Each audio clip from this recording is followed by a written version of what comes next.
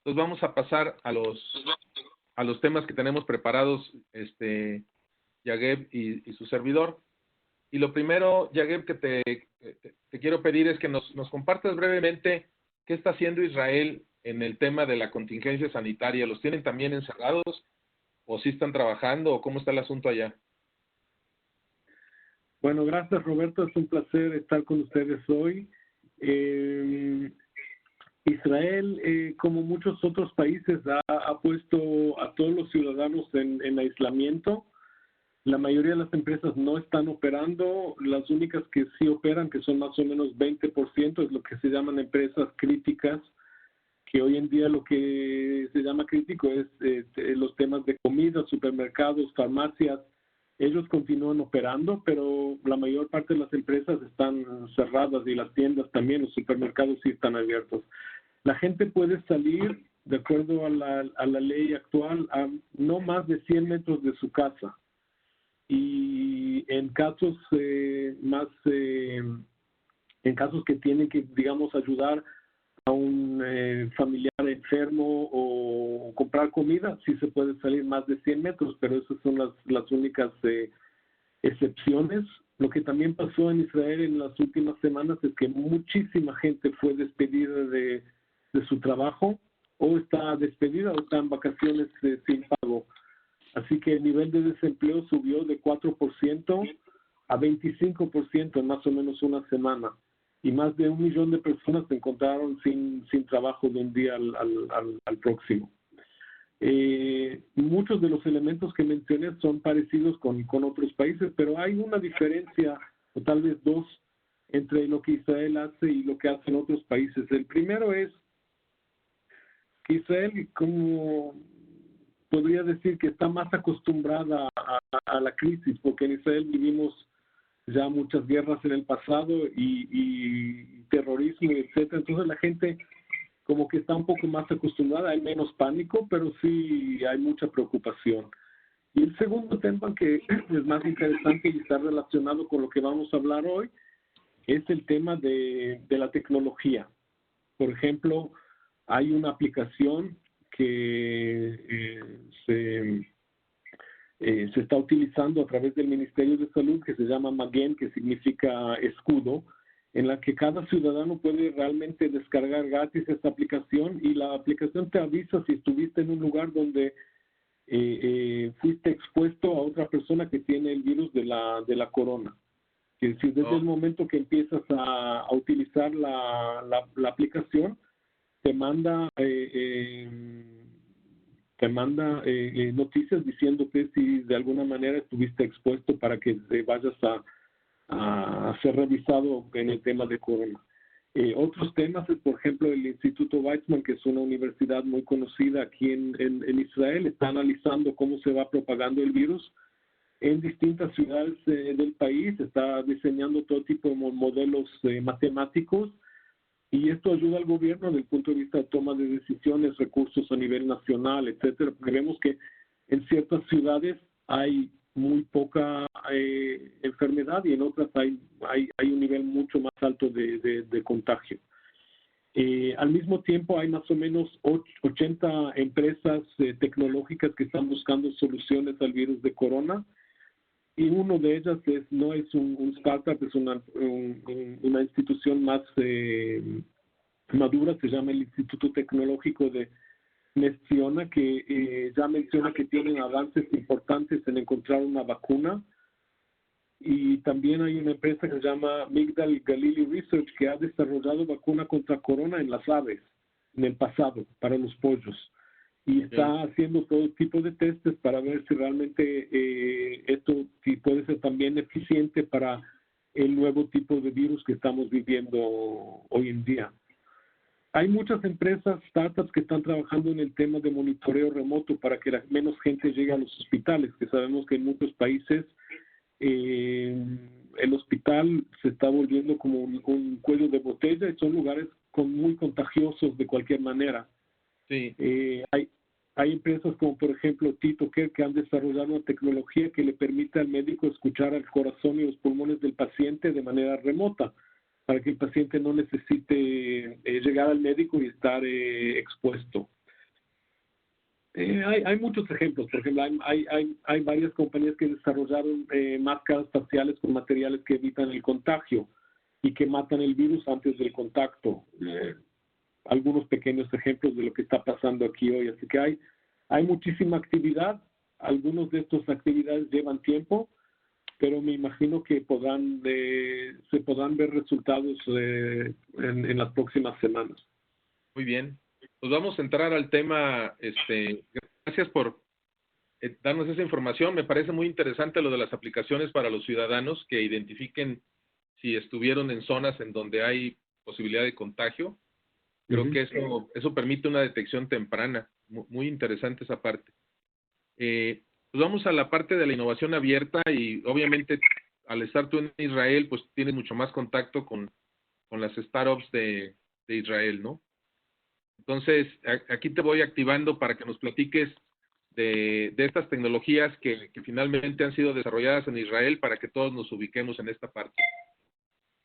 Sí, muy bien. Entonces, vamos al tema. Quiero empezar diciéndoles que muchos de ustedes probablemente ya están utilizando productos que fueron desarrollados en Israel.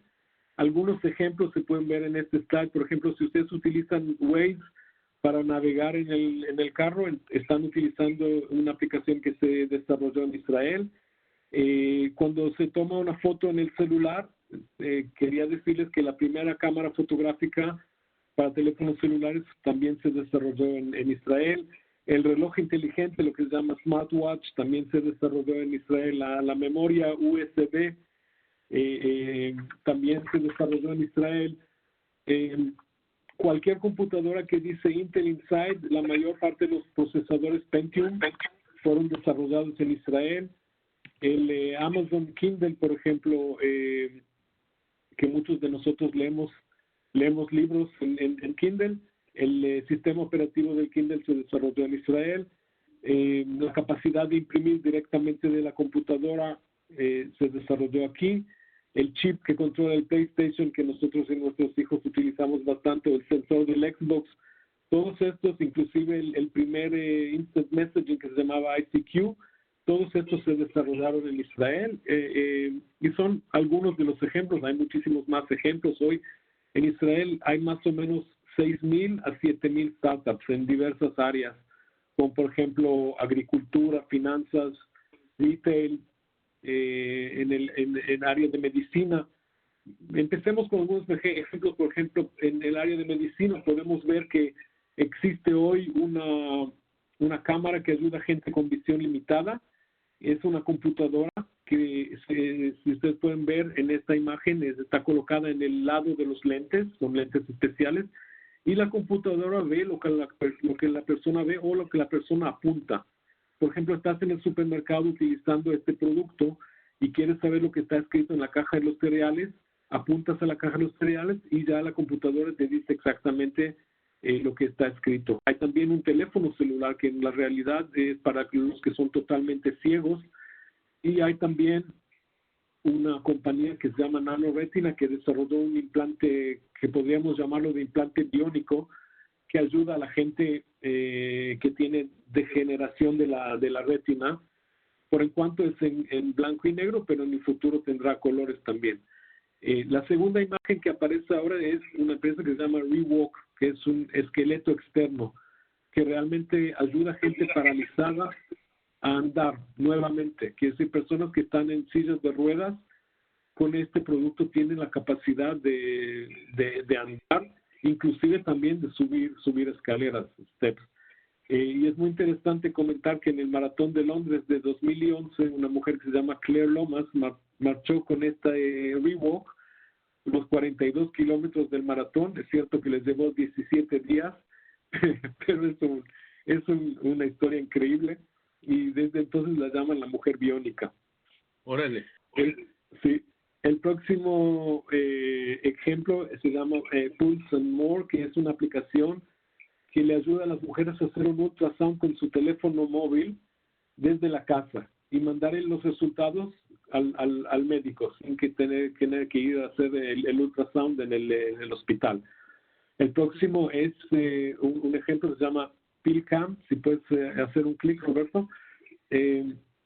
PillCam es algo que se desarrolló ya hace 20 años. Es una cápsula que uno puede tomarla o tragarla. Es que tiene una microcámara de video y hace todo el mapa del sistema digestivo para ver si hay algún problema, un cáncer, un tumor o lo que sea.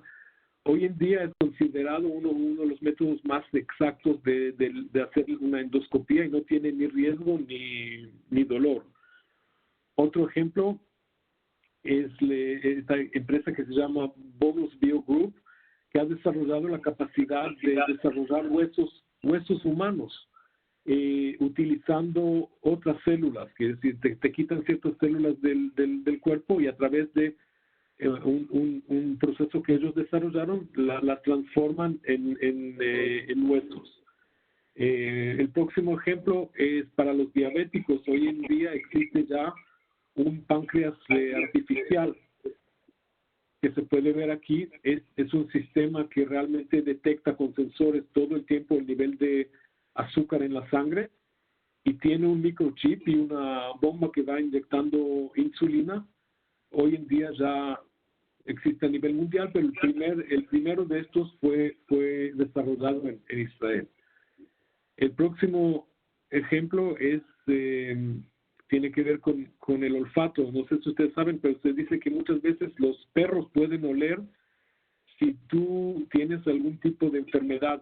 Por ejemplo, el perro tiene un olfato tan sensitivo que puede oler el cáncer cuando alguien lo tiene. Y en Israel se desarrolló este pequeño aparato. Si puedes hacer otro clic, Roberto. Este pequeño aparato, una empresa que se llama Nanos, que realmente encuentra... Espérame tantito ya, porque tengo un problema, Bobby, que no me permite avanzar.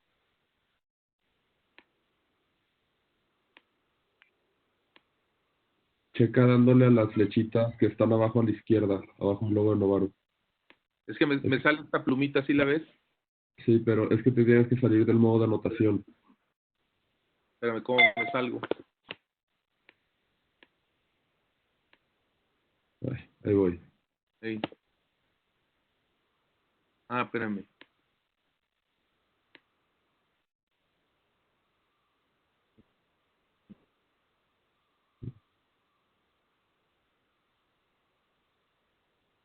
Un momentito. A ver, arranca otra vez.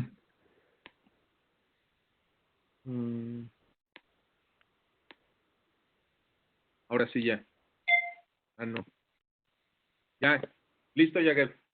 Ok, ahí lo vemos. Entonces, esta última imagen que subió ahora es un pequeño aparato que se llama Nanos, que realmente encuentra tumores muy pequeños que ni siquiera los rayos X lo pueden detectar. Y no utiliza ningún material radioactivo como es en el caso de los rayos X, y te da resultados en 5 minutos a 1 hora con una precisión muy, muy, muy alta de 86 a 97%. Y dicen los que inventaron este producto que en el futuro va a poder detectar enfermedades adicionales como Alzheimer, Parkinson y etcétera. Estos son algunos ejemplos de innovación en el área de medicina. El último ejemplo es la vacuna contra cáncer que se ha desarrollado en un startup médico en Israel, que realmente es una vacuna que enseña al sistema de inmunización cómo detectar y matar células de cáncer específicas. Y solamente cáncer. Y nosotros sabemos que el problema con el cáncer muchas veces es que el tratamiento, sea la quimioterapia o el tratamiento de radiación, muchas veces van matando otros tipos de células y la persona que está enferma a veces no se muere del cáncer, sino se muere del tratamiento. Entonces, este tipo de cura es muy, muy interesante innovativa también. En el próximo slide podemos ver ejemplos adicionales de la agricultura. Ustedes me imagino saben que Israel es un país que tiene un desierto. Toda la parte sur del país es desértica, la parte norte no, es un poco más verde, pero sí tenemos problemas y retos bastante grandes en cómo realmente tener una agricultura sana y fuerte, y los primeros esfuerzos de hace muchos años se enfocaron en cómo desarrollar tomates y papas y otros vegetales que se pueda crear en tierra que es muy árida y salada. Entonces, por ejemplo, uno de los primeros inventos es el riego a gotas, que se desarrolló por una empresa que se llama Netafim, que por cierto fue comprada hace año y poco por una empresa mexicana que no me acuerdo su nombre, pero hoy le pertenece a una empresa mexicana, esta empresa de riego a gota. Hay empresas como la próxima que se llama B.O.B., que fueron pioneros en desarrollar pesticidas orgánicos que no contienen químicos, y también utilizan muchas otras soluciones de la naturaleza para luchar contra las pestes, como por ejemplo insectos que combaten a los insectos que se comen las plantas, o hoy utilizan por ejemplo halcones para matar ratones que se comen la cosecha. Todo tipo de tecnología súper interesante. Vemos hoy muchos otros ejemplos en los que se utiliza la tecnología moderna en el campo agrícola, como son los sensores. Los sensores hoy identifican si en el campo está faltando, por ejemplo, agua o fertilizantes, o si hay una cierta enfermedad que la planta tiene. Y todo esto a través de medios electrónicos que son sensores, son drones. ¿Se dice en español drones? ¿Drones? Ok, Sí. drones, etcétera. Hay muchos ejemplos adicionales. Si le puedes hacer algunos clics a este slide, podemos ver como ejemplos en el área de las vacas, por ejemplo. Se puede ver más un clic, por favor, o si puedes 2 o 3 clics. Entonces los sensores y los drones son hoy de un uso muy muy común, pero por ejemplo hoy hay vacas que tienen un sensor, y que a través de esto el granjero puede saber exactamente lo que le está pasando a la vaca, la temperatura que tiene, si tiene alguna enfermedad, cuánta cantidad de leche está dando, si hay alguna baja en la cantidad de leche. Toda la información, la vaca hoy está totalmente computarizada, así que se puede saber todo lo que le está pasando a la vaca, y si se enfermó se puede darle un tratamiento muy muy temprano. Y el último ejemplo que vamos a ver aquí es que hay ya robots que hacen el trabajo que antes hacían los agricultores, como es cosechar las manzanas y muchos otros tipos de actividades. Okay. Interesante. Sí, entonces estos fueron algunos ejemplos para mostrarles a ustedes que hay hoy muchísima innovación. Podemos ver esto también a nivel macro. Israel es un país muy pequeño, tiene una población de 8.5 millones de personas, pero al mismo tiempo tiene el mayor número de startups per cápita, digamos, a nivel mundial. Hay un startup por cada 1.400 habitantes. El próximo, por favor. Mucha gente cuando viene a Israel se queda totalmente sorprendido por el nivel de actividad innovadora. Hay aquí varios ejemplos, son vicepresidentes de distintas empresas. Por ejemplo, el de Philips nos dice que vio más oportunidades en varios días que estuvo aquí en Israel que en un año entero en otras partes en el mundo. El de British Telecom también dice que ven muchas más ideas interesantes que vienen de Israel que inclusive del Silicon Valley. Y también el director general del Rolls-Royce Power Systems dijo que le sorprendió muchísimo ver que hay tanta diversificación, creo que es la palabra, en muchísimas áreas de innovación, y no solamente en el tema de cybersecurity, que es muy utilizado hoy en empresas automotrices. Próximo slide, por favor. Ahí está. Gracias. Entonces, hay hoy mucha actividad de empresas multinacionales en Israel. El número exacto en el 2019 era de 362 empresas multinacionales. Que actividad quiere decir que hoy están invirtiendo, comprando startups, o tienen algún tipo de relacionamiento de joint venture, o compran el producto, o algún tipo de relacionamiento de negocio con estos 6,000 a 7,000 startups. Muchos de ellos son empresas que están en áreas de tecnología de información, IT, software, en temas como es el cybersecurity, que ya lo mencioné, el Internet of Things, etcétera, pero también en muchas otras áreas. Hoy hay, bueno, el número ya no es lo que está escrito aquí. Habían 62,000 empleados trabajando en empresas multinacionales en Israel. Me imagino que hoy el número es mucho más bajo por lo que les mencionaba antes.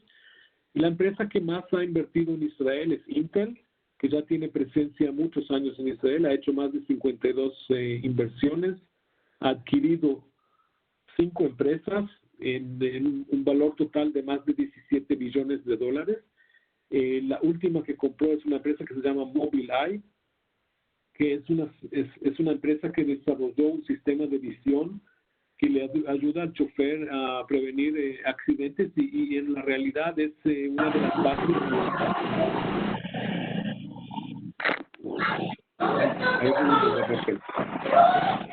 ¿Pueden poner el sonido del por favor? Ah, ok, Gracias. Ahora sí. Entonces, Mobileye, todavía hay ruido un poco. Si pueden todos colocar en mute, les agradecemos. Jorge Solalinde, como que te activó el micrófono.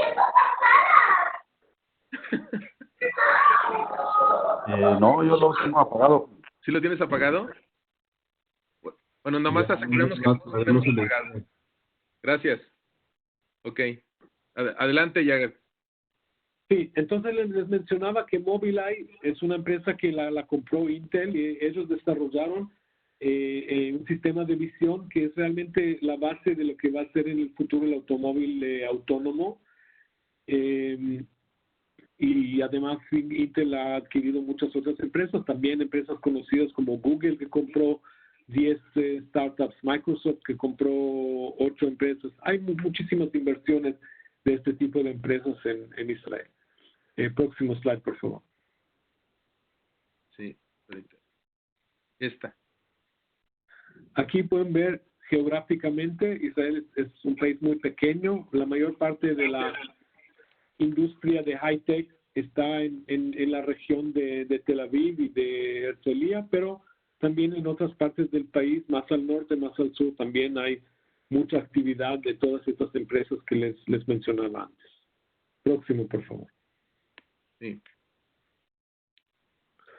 Aquí se puede ver la actividad de distintas de empresas multinacionales por país, y lo que se puede ver claramente es que muchas de las empresas que están hoy involucradas en este tipo de relacionamiento con startups israelíes vienen de los Estados Unidos, casi entre la mitad y un tercio, y muchos otros países tienen actividad, pero mucho menor. México no aparece, a pesar que les conté antes que México, una empresa mexicana compró a Netafim, que sí fue una inversión bastante fuerte, pero no es un startup, sino una empresa ya más madura. Me imagino que por eso no aparece aquí. Próximo slide, por favor. Aquí vemos muchas de estas empresas multinacionales tienen lo que se llama una unidad de capital de riesgo corporativo, como son los venture capitals que existen como empresas independientes. Empresas como Intel, Samsung, etcétera, tienen su capital de riesgo interno, y aquí se puede ver el número de inversiones que han hecho en Israel. Entonces, Intel ya lo mencionaba antes, pero también empresas como Samsung, Cisco, han hecho cada uno de ellos entre 20 y 30 inversiones en startups israelíes. Próximo, por favor. Aquí se puede ver la visión macro de los temas de agricultura que hablábamos antes.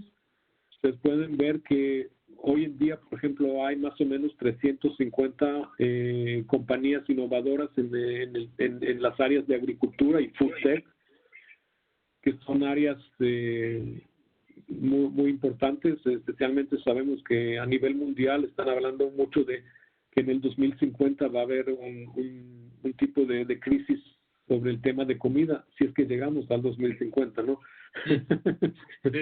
Pero hoy hay muchas empresas pequeñas que intentan, con el tema de innovación, traer soluciones a temas de agricultura y comida. Y aquí vemos que la cantidad de empresas en esta área está creciendo de año en año, y también las inversiones externas en este tipo de compañías pequeñas está creciendo. Cada año, como dice este slide, nacen en promedio 37, casi 40 startups nuevos tecnológicos en estas áreas. Próximo, por favor. Un tema muy interesante es lo que se llama hoy la industria 4.0. Me imagino que algunos de ustedes conocen este tema. Realmente también la industria madura está utilizando hoy en día muchas de las herramientas modernas para crear un proceso de fabricación que sea más automático, que utilice sensores, que tenga information gathering, que acumule la información sobre lo que está pasando bien o mal en el proceso de producción, lo que hoy llamamos de fábricas inteligentes con robots, automatización, sensores, etcétera, mantenimiento preventivo que te puede decir antes de que la máquina pare de funcionar que ya llegó el tiempo de hacer un cierto cambio, porque si no lo haces ahora te va a costar mucho más caro después. Y a eso se agrega también todo el tema del 3D printing, que es la impresión 3D. Entonces, todos estos temas juntos recibieron el título de Industria 4.0, que es la industria más avanzada. Hoy en Israel también hay un ecosistema bastante desarrollado, más o menos 230 startups, que comparado a 6 años atrás, 5 años atrás, eran solamente 140 y poco. Y hay mucha inversión en esta área, y realmente Israel está en tercer lugar a nivel mundial en la inversión de capital de riesgo en este tema de Industria 4.0.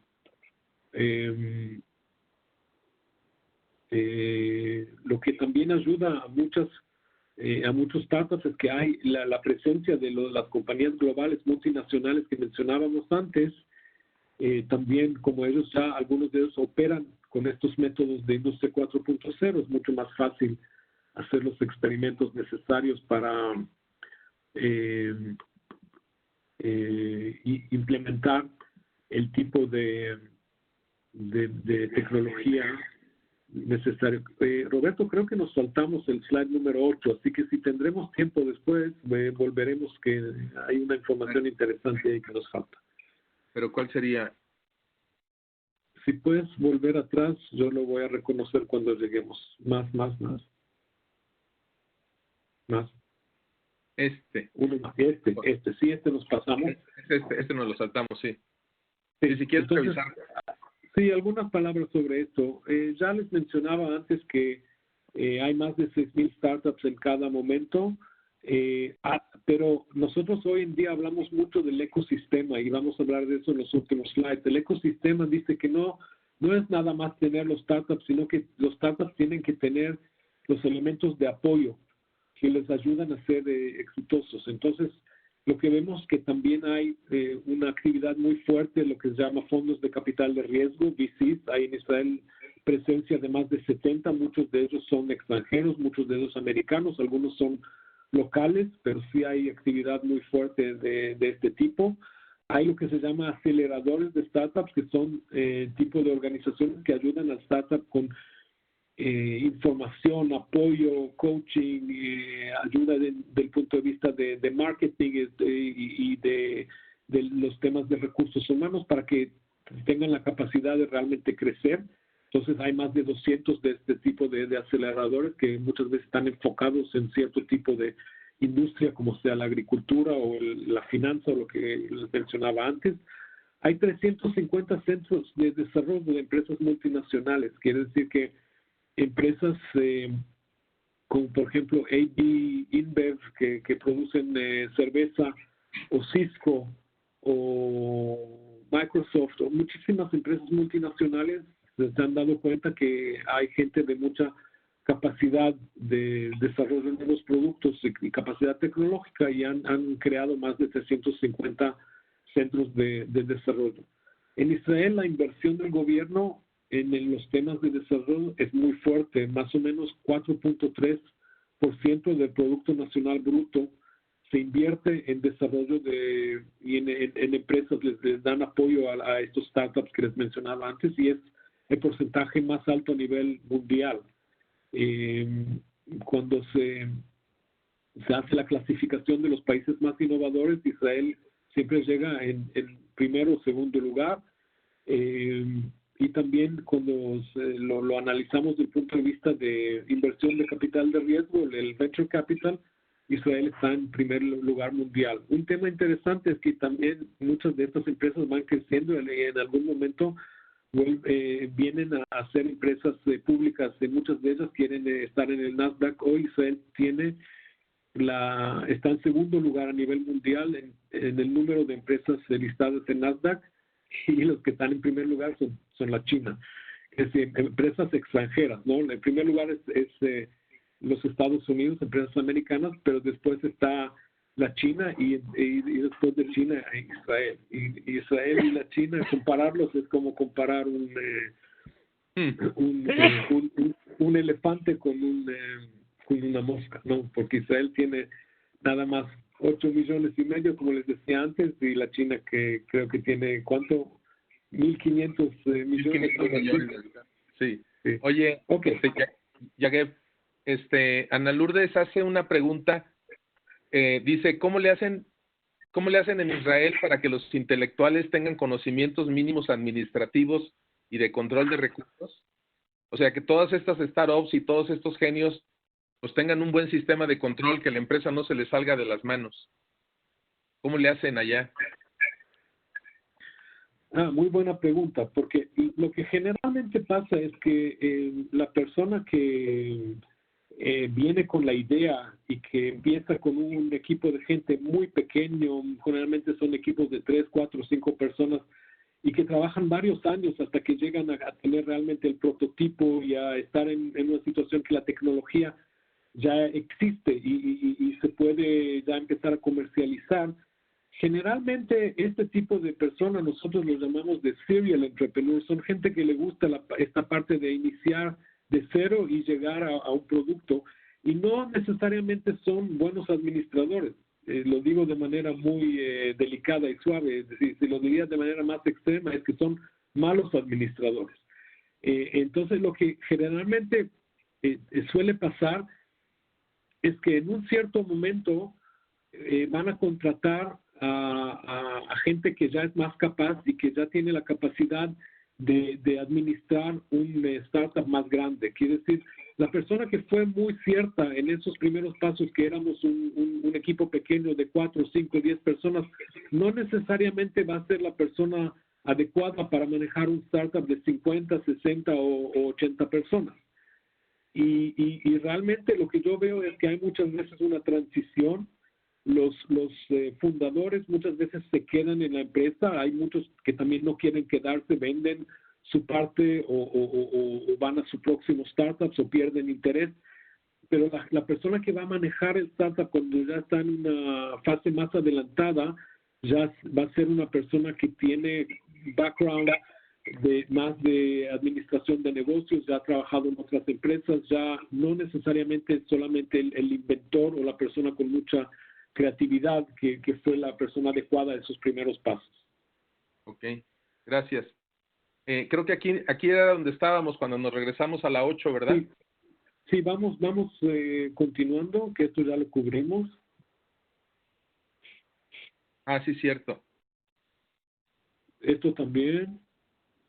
Sí, ok, a esto uno antes, el anterior. Gracias. Esto ya les mencionaba a ustedes este tema antes, que es la terminología de los ecosistemas. Y hoy vemos que básicamente casi ninguna empresa que quiere ser empresa moderna puede trabajar por sí sola. La tecnología hoy es demasiado compleja para que una empresa tenga la capacidad de desarrollar todo por sí misma. Y vemos como que un tipo de desarrollo histórico. Colocamos aquí en la presentación un ejemplo que es IBM. IBM en su historia desarrolló muchísimos de sus productos por sí sola, en sus laboratorios de R&D. Pero ya desde los años 80 y 90, cuando empezó a meterse en el área de los personal computers, ya no lo hizo por sí sola, ya lo hizo con otros aliados como Microsoft, Intel, etcétera, o Ford. Ford en su historia en 1920 y antes de eso, cuando se fabricaba el primer coche, el T y este tipo de tecnología, toda la tecnología era propietaria de Ford.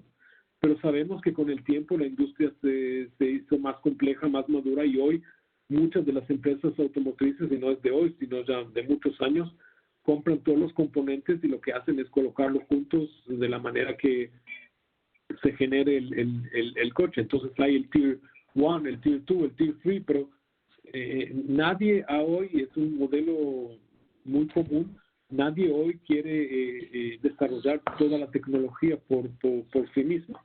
Inclusive en Israel hay startups que tienen una tecnología muy interesante, pero que la producción la hacen afuera, en otro país, por ejemplo en la China.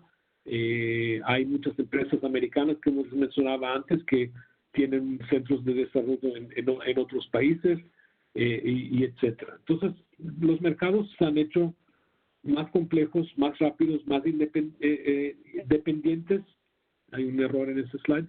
Y eso nos requiere trabajar de manera más conectada, y ahí es donde entra el tema del ecosistema. Por eso hoy hablamos de redes, de espacios comunes y de cooperación entre distintos tipos de jugadores.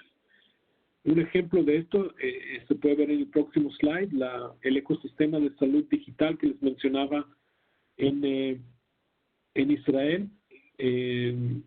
También no es solamente los startups. Los startups son una parte integral, pero hay por ejemplo, el gobierno invierte su parte para que estos startups tengan éxito, y ayuda a que puedan penetrar en mercados como por ejemplo en Estados Unidos. Hoy por ejemplo en Texas hay un proyecto muy grande de hospitales que están empezando a utilizar tecnología de startups en Israel. Hay lo que se llama el HMO, que es el que te da el healthcare provider, que es en donde se puede hacer todo tipo de experimentos para ver que el producto realmente está funcionando, y son muchas veces tus primeros clientes antes de salir al exterior. Hay los inversionistas, los venture capital, etcétera, las empresas multinacionales que les interesa el tema de salud. Hay incubadoras. Todos estos elementos es lo que llamamos el ecosistema. Y todos los otros elementos son elementos que al final de cuentas son críticos para el apoyo, para que las empresas innovadoras puedan realmente generar el tipo de contacto, apoyo y cooperación con otros jugadores, sea en el mismo país o sea con otros países en el exterior. Esta es tu última y luego sigo yo. Ok. Parte del mensaje que queríamos presentarles a ustedes es que existe aquí una oportunidad interesante. Como ustedes pudieron ver, hay muchos países que hoy ya están involucrados con estos startups tecnológicos en Israel. En México todavía hay mucha oportunidad porque hay muy poca actividad de este tipo, pero nosotros, Roberto y yo, cuando lo platicamos antes de este Webex, pensamos que compañías establecidas, que sabemos que muchas veces tienen retos con la innovación, van a poder... Se saltó el slide, Roberto, si puedes volver al anterior. Sí. Tienen aquí una oportunidad interesante de generar cooperación con estos startups en temas y áreas relevantes. Todo esto viene bajo el título de lo que se llama Open Innovation o innovación abierta. La innovación abierta ya existe varios años, pero se ha establecido de manera más fuerte en los últimos 10 años. Vemos muchísima cooperación. En el pasado muchas empresas lo veían como algo casi imposible, que yo voy a hacer como un tipo de outsourcing o voy a contar a otras empresas qué tipo de retos tecnológicos tengo y ellos me van a ayudar a solucionarlo. Sonaba como algo totalmente imposible. Y vemos que en los últimos años se está haciendo de manera muy fuerte, dramática, y muchas empresas ya lo han hecho muchas veces, como les mencionaba antes.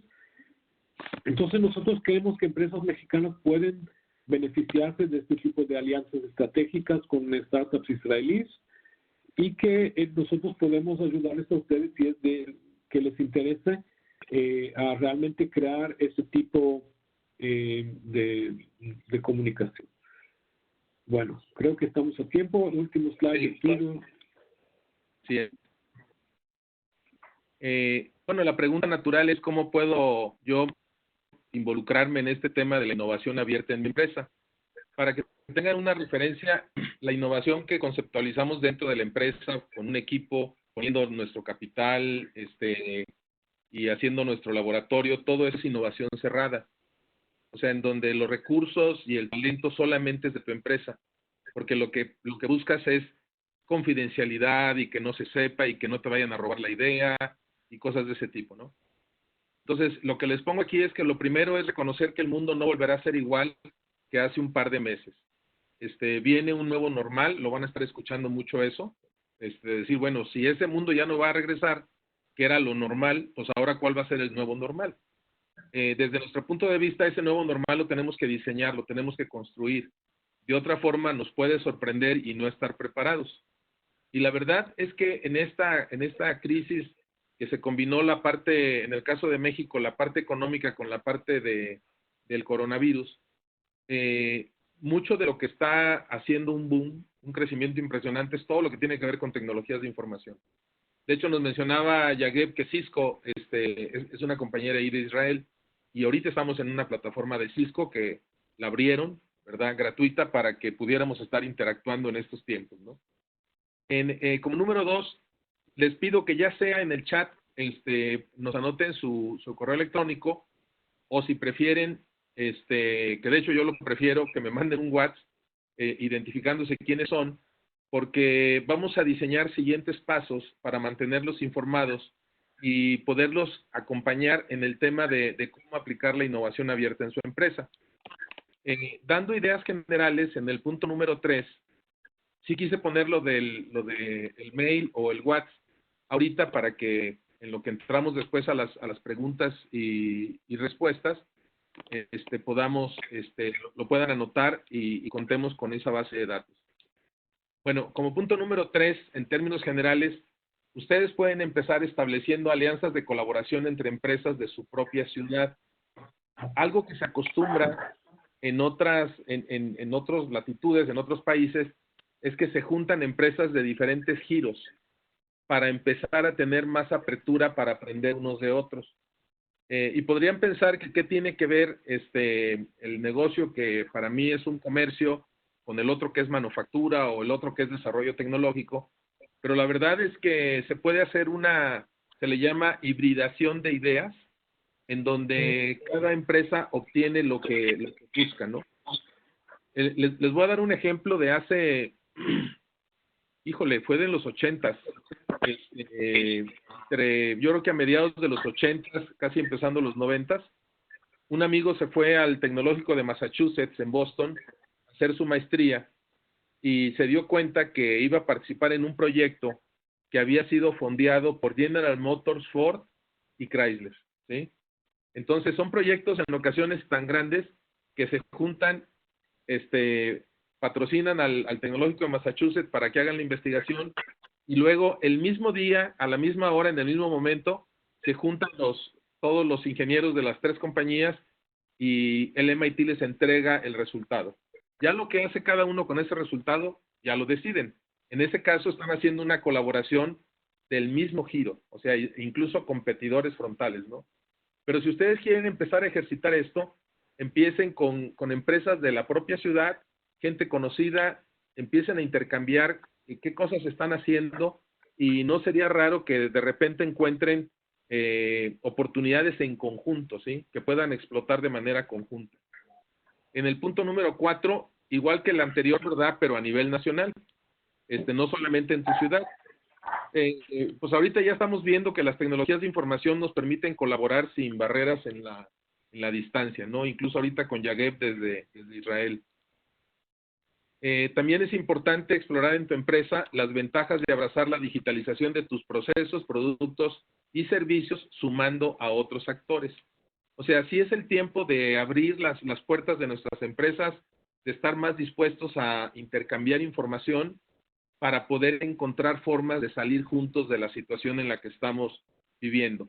Por eso es que nosotros consideramos que este tema de los ecosistemas estratégicos, innovadores, la innovación abierta, sin duda serán parte del nuevo normal. No importa el tamaño de las empresas, para que no se me asusten cuando vemos empresas muy grandes. Recuerden que las empresas grandes empezaron chiquitas. Entonces, independientemente del tamaño de empresa que tengamos, podemos capitalizar estas oportunidades. Y, por ejemplo, lo de vincularte con startups globales que te permitan incursionar en otros países con productos y servicios y viceversa, ¿sí?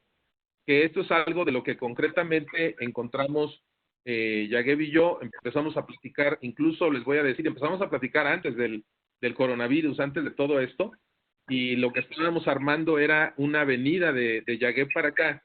Cuando se viene todo esto, le digo, oye Yageb, pues va a estar bien difícil que vengas. Y ya fue donde se nos prendió el foco para decir, pues vamos a hacer una conferencia y empezar a conocer, a dar a conocer cómo las empresas mexicanas se pueden beneficiar de tener vínculos con las empresas en Israel, ¿no? Entonces, básicamente, esto es lo que tenemos para ustedes. Ya veo que están anotando ahí sus correos, ¿verdad? Ya sea correo o por WhatsApp nos pueden enviar. Aquí está mi WhatsApp en la parte de abajo a la izquierda. Yageb, voy a retomar un par de preguntas que están aquí, y también si tienen más preguntas las pueden anotar en el chat. Mira Yageb, nos preguntan que si hubo algún punto de inflexión en Israel para que se detonara la innovación de esta manera. Es una pregunta interesante. No sé si, yo no sé si lo llamaría punto de inflexión, pero sí creo que hay varias raíces que causaron que el nivel de innovación sea alto como lo es hoy. Uno es que Israel es un país relativamente joven, ¿no? Tiene 72 años, nació en 1948 y nació en una situación de que, como se dice en inglés, no choice, no tienes ninguna otra opción. Y cuando no tienes opciones tienes que ser innovador, porque cuando estás rodeado por enemigos y cuando la mitad de tu territorio es desierto, y tienes que sobrevivir, tienes que encontrar maneras de sobrevivir. Entonces creo que esa es una de las raíces de que ya en fases muy tempranas de la existencia de Israel ya hubo un cierto nivel de innovación. Lo que reforzó esto es que en los años 80 hubo un flujo muy fuerte de inmigración. Llegaron más o menos 1 millón de personas de Rusia. Y en ese entonces el país era muy pequeño, tenía 4 millones. Entonces cuando llega 1 millón de personas, la mayor parte de ellos con educación universitaria, esto causó un upgrade, si podemos llamarlo de esa manera, muy fuerte de las capacidades y experiencias existentes en el país. Pero también hoy el porcentaje de jóvenes que estudian en la universidad es muy, muy alto, así que eso continuó después de la inmigración de los años 80. El tercer punto o root cause, causa raíz, es el servicio militar.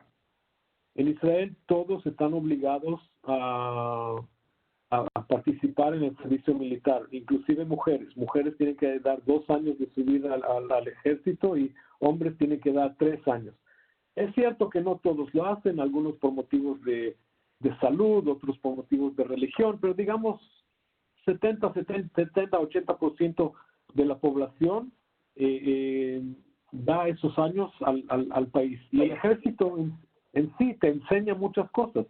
Te enseña cómo resolver problemas cuando no tienes recursos, te da una actitud de yes we can porque tienes que llegar al resultado de cualquier manera.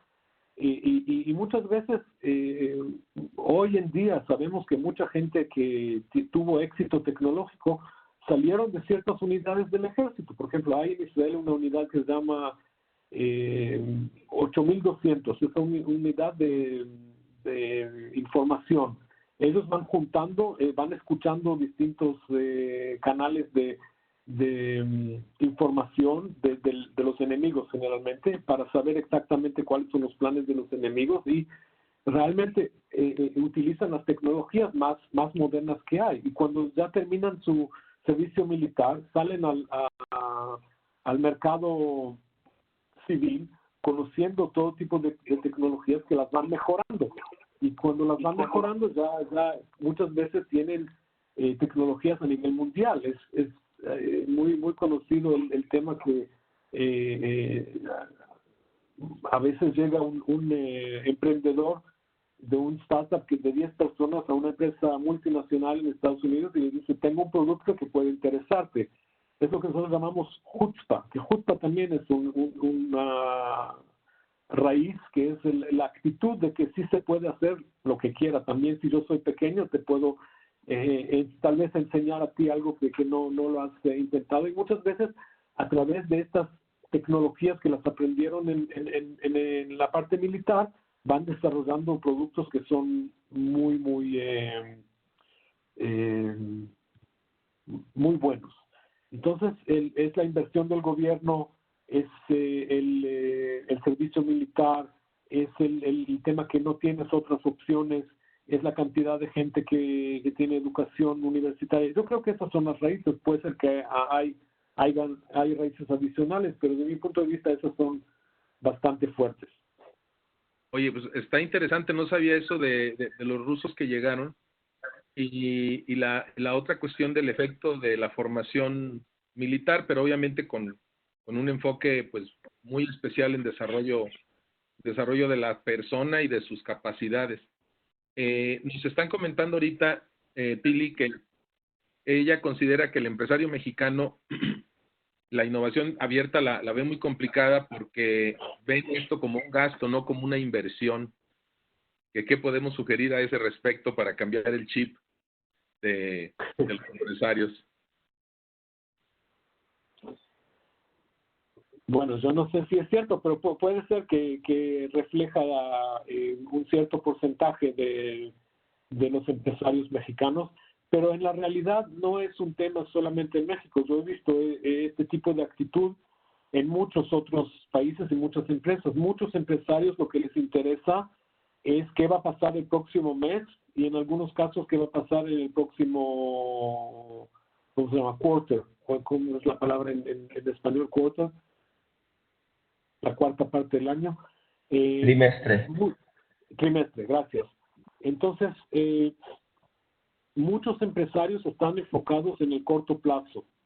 También en empresas que están se venden y se compran en la bolsa de valores, la manera que el precio del valor va subiendo o bajando es siempre de acuerdo a tu previsión de los próximos 3 meses. Entonces, muchos empresarios, también en empresas grandes y multinacionales, la parte del corto plazo es mucho más fuerte que el largo plazo y el entendimiento que la innovación al final de cuentas es súper crítica. Yo, la única manera que creo que se puede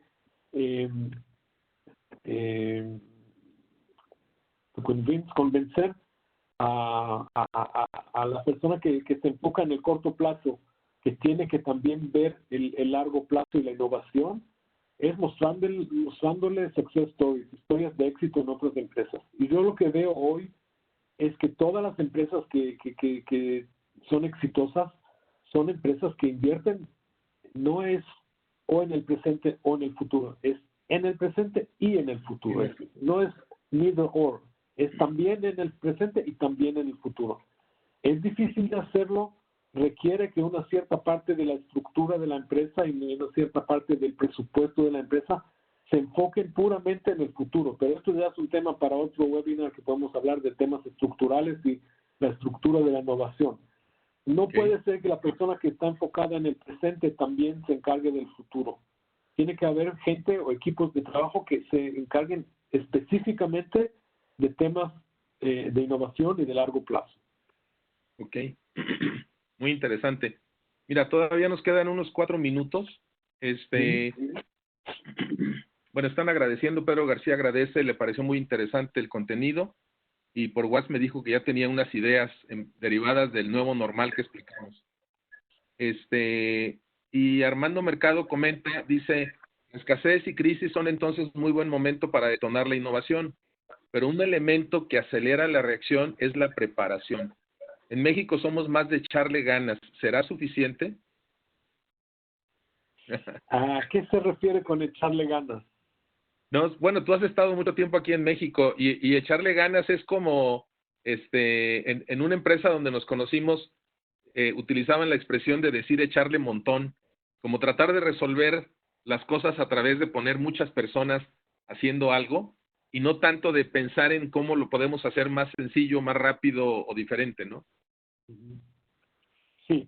Bueno, yo diría que también este punto no es algo que es típico a empresas mexicanas, porque yo lo veo también en empresas en Israel, no necesariamente en los startups, sino en empresas ya mayores y maduras.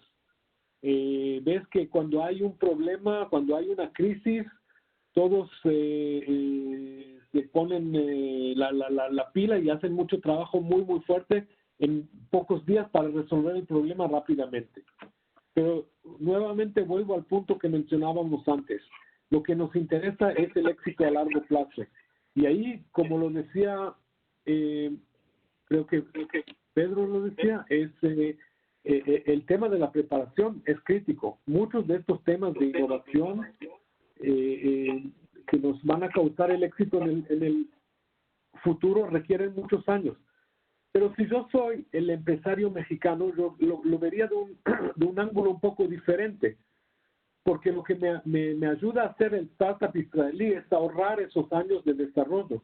Porque si hoy yo me encuentro con un startup israelí que ya ha invertido 3, 4, 5, 6 años en desarrollar un cierto producto que es interesante en mi mercado, a mí, yo no tengo que invertir esos 6 años. Yo ya puedo hacer un tipo de cooperación con ese startup y recibir algo mucho más maduro.